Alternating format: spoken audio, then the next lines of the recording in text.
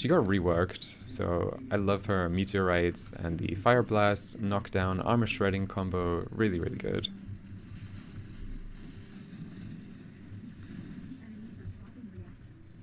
And let's see, Boar Prime Incarnon in action. So, like I said, it auto-aims. GG. Hey everyone, so Ember Prime is unvaulting on July 20th in time for Tennocon, and with her, Glaive Prime and Boar Prime. Really good weapons. I think Glaive is one of my favorite weapons, so because of the style of it, I just like Glaives, and it's one of the most powerful.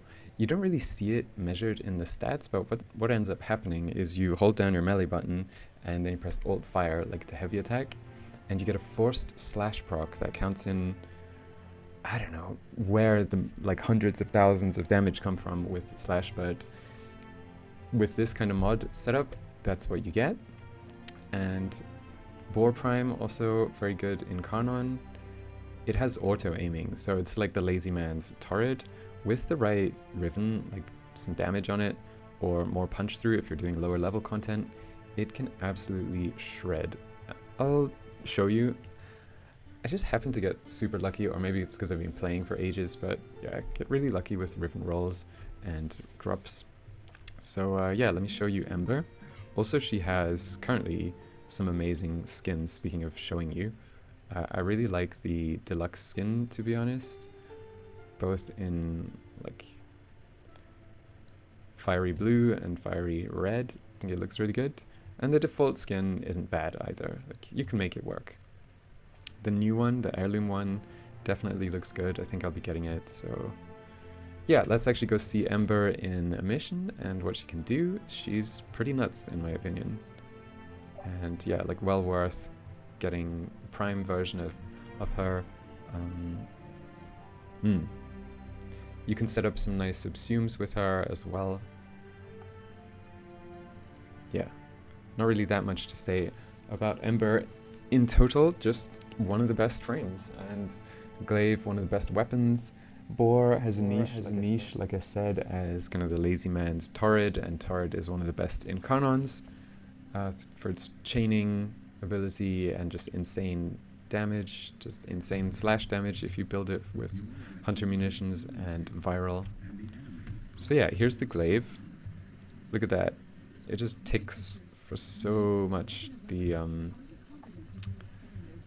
heavy attack. So you throw it, and then you have to detonate it. On PC it's with middle mouse by default, and yeah, it's just nuts. Ember, she got reworked, so I love her meteorites and the fire blast, knockdown, armor shredding combo, really, really good.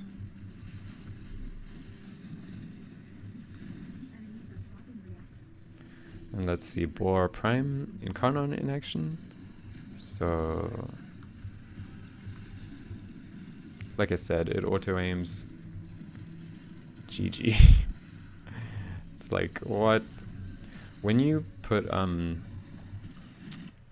Mirage subsume on with Lunar Eclipse, she gets tanky as hell, and you can just play her in a very relaxed sort of style, especially with auto-aim. It's just crazy.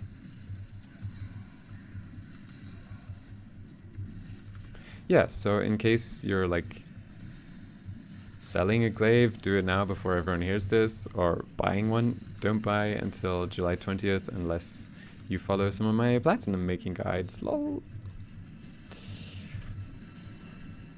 The one kind of downside to Ember is her screen fills so full of damage numbers and fiery explosions and all of that, that yeah, it can be a little hard to see sometimes. You do have to land headshots with the boar to charge it, so you definitely want to be doing Steel Path so you can repeatedly land headshots. And then just wait for their damage immunity to fade from the corruption. And it's a lawnmower. It's a mob lawnmower. I'd say Ember is a really decent, like, medium skill cap frame. You really don't need to think too hard when you're playing her, or, you know, have too many crazy arcanes or mods or anything to get her going. You can get them though, and she rocks with them. Let's see what a Void Strike with Ember does. Okay, they were getting one shot by Glaive beforehand anyway, and like Boar was melting them too, so you can't even see what maximum damage output with combos does. So this mod I'm about to show you, Exothermic, coupled with Arcane Energize, is so amazing for Ember's energy. She just has like infinite energy. I could literally just spam Meteors and Fire Blast and do a little bit of weapon damage. But the thing is, once you afflict them with Meteors, they're gonna drop energy orbs quite regularly. And then the Arcane Energize procs off of those Energize, and yeah, it's GG. Oh, here's an Acolyte, so let's actually like do something about the Acolyte.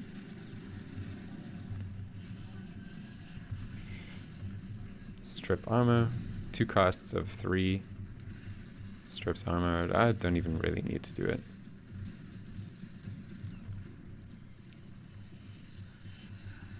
Chump, chump, chump, chump.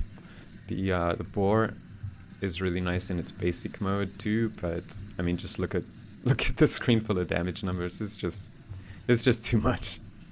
It's just too insane, really.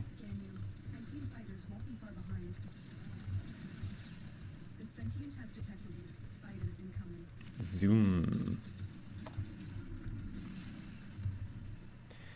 Yeah, so I think I showed the mod loadout, but basically we have adaptation and also melee exposure with our Glaive. Not really using our Glaive much because it is a like 1-2 combo, and just holding your finger down on the trigger with Boar is easier.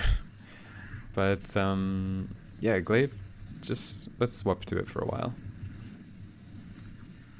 On armored targets, you're already getting like 200k crits, 900k right there. That was probably not an armored target. But then the slash does the rest. We're staying at 100%-ish life support pretty effortlessly. Just spamming Glaive.